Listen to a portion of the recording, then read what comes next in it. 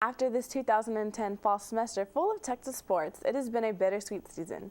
Texas football completed their season with a loss to Texas A&M and with a finish of 5-7, while Texas volleyball headed into the NCAAs seeded as number 6 and gets a Big 12 Player and Coach of the Year for their great season. And as they say, with the new year approaching, in with the new and out with the old. Now that fall sports are coming to an end, spring semester brings a different roster of Texas sports to look out for.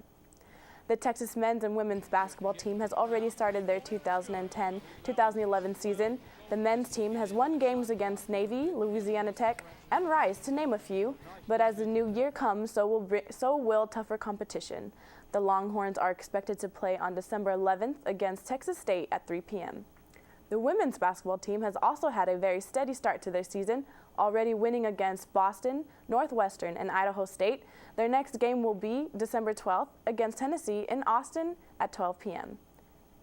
The Texas men's and women's tennis team gears up for another season of play. After some important wins and losses in their preseason, their most important tournaments are just around the corner. The men's tennis team is expected to kick off their spring season in Key Biscayne tournament in Florida on January 7th.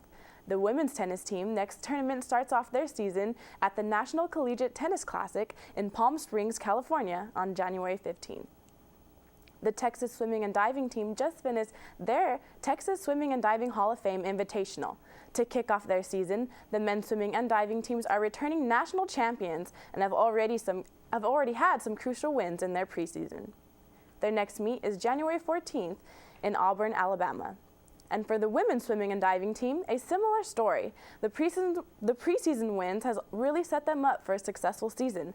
After beating California and Texas A&M, the women's next meet is also January 13th in Auburn, Alabama.